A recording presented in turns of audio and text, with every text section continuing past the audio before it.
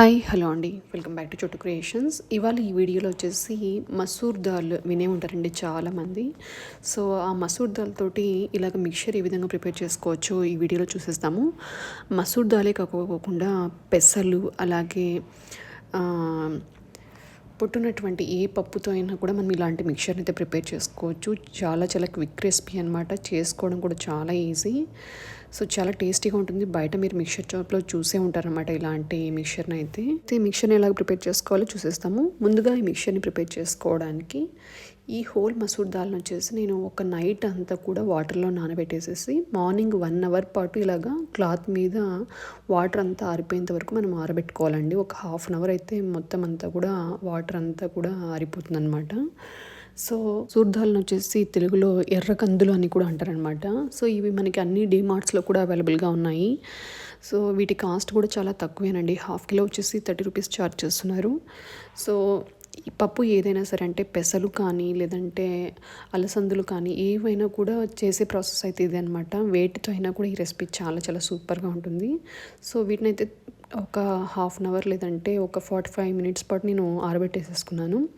తరువాత ఇలాగా ఒక బాణలిలో ఆయిల్ వేడి చేసుకుని ఒక పొడువాటి గిరిట తీసుకోండి. అప్పుడే ఈ పప్పుని మనం వేసేటప్పుడు ఆయిల్ చిట్లకోకుండా ఉంటుందన్నమాట. సో చూసారా, ఇప్పుడు ఆయిల్ అయితే వేడెక్కిందనమాట. ఇప్పుడు దీన్ని మీడియం ఫ్లేమ్లో పెట్టేసుకుని ఇలాగ పొడుగా ఉన్నటువంటి గెరిటతోటి ఆరబెట్టుకున్నటువంటి కందులను అయితే ఆయిల్లో వేసేసుకుని మీడియం ఫ్లేమ్లో ఒక 2-3 నిమిషాల పాటు మూత పెట్టేసేసి కుక్ చేసుకోవాలన్నమాట. ఒకవేళ మీరు మూత తీసి కనుక దగ్గర ఉన్నట్టయితే మొత్తం ఆయిల్ అంతా కూడా బయటకు చిట్లి కాలుతుందనమాట. సో అందుకు 2-3 నిమిషాల పాటు నేను ఇలాగ టోటల్గా ఈ బబుల్స్ అంతా తగ్గేంత వరకు నేను మూత పెట్టి అయితే దీన్ని కుక్ చేస్తున్నాను. చూసారా, ఇలాగ మీకు సౌండ్ కూడా వినపడాలని చెప్పేసి నేను ఇక్కడ బ్యాక్గ్రౌండ్ నాయిస్ని అయితే మ్యూట్ చేయలేదన్నమాట. సో ఇవి కుక్ అయ్యేటప్పుడు చిట్లుతుందనమాట ఆయిల్ వచ్చేసి. అందుకని చెప్పేసి ఇలాగ పొడివాటి గరిటెతో వేసుకొని వెంటనే మూత పెట్టినట్టయితే ఆయిల్ అనేది బయటకి స్ప్లిట్ అవ్వకోకుండా లోపలే ఆయిల్ అంతా కూడా ఉండిపోతుంది అనమాట. అందుకు ఈ ప్రాసెస్ని అయితే మీకు చూపిస్తున్నాను అనమాట.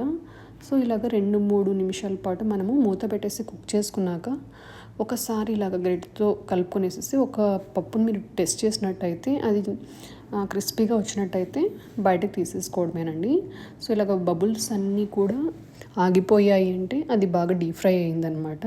సో ఇదే విధంగా మిగతా కందులన్నింటినీ కూడా నేను ఆయిల్లో డీప్ ఫ్రై చేసేసుకుంటున్నాను. చాలా చాలా సింపుల్ రెసిపీ, చాలా క్విక్ రెసిపీ అనమాట. సో స్నాక్స్ కోసం పిల్లలకి ఈ విధంగా చేసి పెట్టేసేయండి, చాలా చాలా బాగుంటుంది.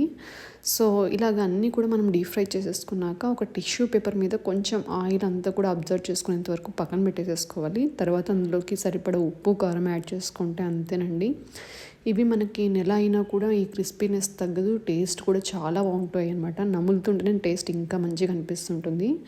సో ఇలాగ ఎర్రపప్పుతోనే కాకోకుండా పెసలు, కందులు, పప్పు లాంటివి ఏవి ఉన్నా కూడా పొట్టుతో ఉన్నటువంటి పప్పు ఏదైనా కూడా మనం ఈ విధంగా చేసుకోవచ్చు అనమాట. హెల్దీ రెసిపీ, చాలా చాలా టేస్టీగా ఉంటుంది. సో తప్పకుండా ట్రై చేయండి. అలాగే ఎలా వచ్చిందో అయితే నాకు కామెంట్ సెక్షన్లో కామెంట్ చేయడం అయితే మర్చిపోకండి. సో ఇప్పుడైతే ఇలాగ డీప్ ఫ్రై చేసుకున్నటువంటి ఈ మసూర్ దాల్ అంతటినీ కూడా ఒక టిష్యూ పేపర్ మీద వేస్తున్నాను. ఒకవేళ మనకి ఎక్కడైనా ఎక్సెస్ ఆయిల్ ఉంటే కనుక ఈ టిష్యూ పేపర్ అబ్జర్వ్ చేసుకుంటుంది అనమాట. సో పైన కూడా ఇంకా 2 టిష్యూ పేపర్స్ని యాడ్ చేసేసి ఒక 15 నిమిషాలు ఆయిల్ అబ్జర్వ్ అయ్యేంత వరకు నేను దీన్ని పక్కన పెట్టేసేస్తున్నాను. ఒక 15 నిమిషాల తర్వాత మీరు టిష్యూ పేపర్స్ కనుక చూసినట్టయితే ఆయిల్ అంతా కూడా అబ్జర్వ్ చేసుకుంటుంది అనమాట. సో చూసారు కదండి, పైన మనం ఈ టిష్యూ పేపర్ వేయగానే ఆయిల్ అనేది ఎలా కనిపిస్తుందో. సో వీటిని తీసేసి మనం ఉప్పు, కారం కలుపుకొని ఒక ఎయిర్ టైట్ కంటైనర్ బాక్స్లో పెట్టేసుకున్నామంటే నెల వరకు కూడా టేస్ట్ అనేది చేంజ్ అవ్వకోకుండా ఉంటుంది. ఒకవేళ మీరు ఇలాంటి మిక్చర్ షాప్లో కనుక పర్చేజ్ చేయాలనుకుంటే చాలా కాస్ట్ అయితే చెప్తారండి. ఈ ఫ్రైడ్ దాల్ మిక్చర్లోకి మనము కొన్ని చిన్నపాటి కారపూసను యాడ్ చేసుకుంటే టేస్ట్ అనేది ఇంకా ఇంకా బాగుంటుందన్నమాట. సో ఇలా అయినా తినొచ్చు వీటిని డైరెక్ట్గా, లేదంటే మీరు కొద్దిగా చిన్నటివి మిక్చర్నైనా యాడ్ చేసుకుని తినేసేయచ్చు అనమాట. చూసారు కదండి, చాలా సింపుల్ అండ్ ఈజీ రెసిపీ అనమాట. సో వీటిని కనుక మీరు షాప్లో కొన్నట్టయితే చాలా చాలా కాస్ట్ అయితే ఉంటుందన్నమాట.